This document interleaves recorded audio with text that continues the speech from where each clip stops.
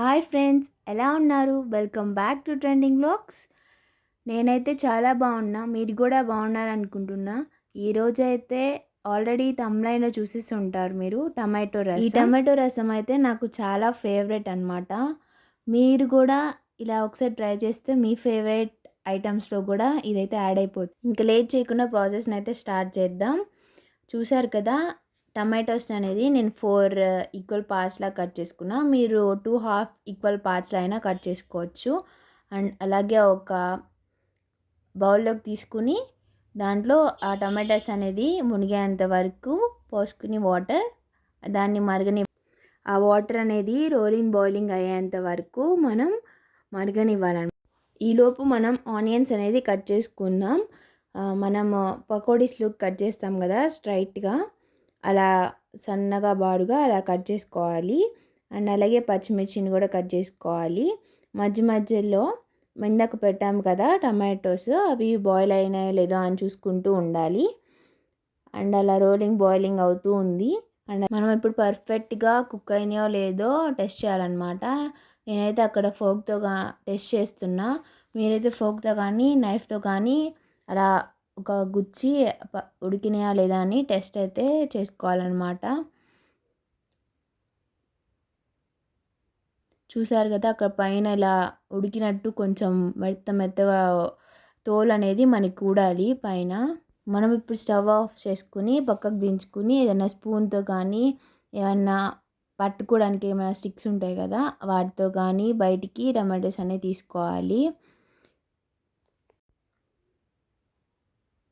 And చూసారు కదా, అక్కడ ఆ టమాటాస్ ఉడకబెట్టిన వాటర్ అనేది మనం పారబోయకూడదు, తర్వాత యూజ్ అవుతాయి అన్నమాట. మనకి చూపిస్తా.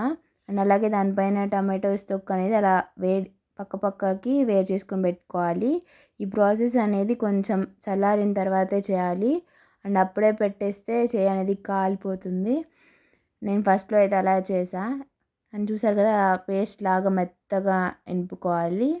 తర్వాత ఒక బాండీలో కానీ ఏదైనా స్టవ్ గిన్నెలో కానీ ఆయిల్ పోసుకుని తిరుగుమూత గింజలు అండ్ అలాగే మిరపకాయ వేసుకోవాలన్నమాట. అవి లైట్గా వేగిన తర్వాత కరివేపాకు అండ్ అలాగే పచ్చిమిర్చి సన్నగా కట్ చేసుకున్నాం కదా ఇందాక, అలాగే ఆనియన్స్, పసుపు కొంచెం, అండ్ ఇందాక స్మాష్ చేసిన టమాటో ప్యూరీ కొంచెం అటు ఇటు ఫ్రై చేసిన తర్వాత వెల్లుల్లి పేస్ట్ అయితే మనం యాడ్ చేసుకోవాలి. నేనైతే వెల్లుల్లి పేస్ట్ యాడ్ చేసుకున్నా. వెల్లుల్లి పేస్ట్ లేకపోతే వెల్లుల్లి దంచైనా కూడా మనం యాడ్ చేసుకోవచ్చు. అండ్ అలాగే కొంచెం అవి లైట్గా వేగిన తర్వాత నేను ఆల్రెడీ చింతపండు రసం అనేది పిండి పక్కన పెట్టుకున్నాను.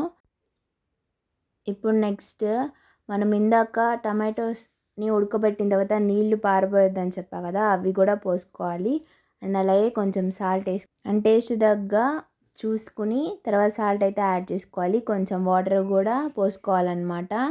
అండ్ నెక్స్ట్ కొంచెం నేను ఇంట్లో ప్రిపేర్ చేసుకున్న గరం మసాలా అన్నమాట, రసం పొడి కూడా, అండ్ కారం కొంచెం, అండ్ కొంచెం కొత్తిమీర వేసుకుని కొంచెం మరగనిచ్చి అండ్ ఉల్లిపాయ ఉడికే వరకు ఇంకా సర్వ్ చేసుకుంటే సూపర్ రసం అనేది రెడీ అయిపోతుంది. చూసారు కదా గాయస్, సింపుల్గా చాలా ఈజీగా చేశాను. వంట రాని వాళ్ళకు కూడా వస్తుందన్నమాట. మీరు కూడా డెఫినెట్గా ఇలా ఒకసారి ట్రై చేసి కామెంట్ బాక్స్లో ఎలా వచ్చిందో కామెంట్ చేయండి. అండ్ అలాగే మీకు కనుక నచ్చినట్టయితే లైక్ చేయండి, షేర్ చేయండి, అండ్ అలాగే సబ్స్క్రైబ్ చేసుకోవడం మాత్రం మర్చిపోకండి. ఇంకా మరిన్ని వీడియోస్తో మీ ముందుకు వచ్చేస్తా. అండ్ అలాగే మీకు ఏమన్నా వీడియోస్ కావాలి అని అంటే కామెంట్ బాక్స్లో కామెంట్ చేయండి. Thank you, bye.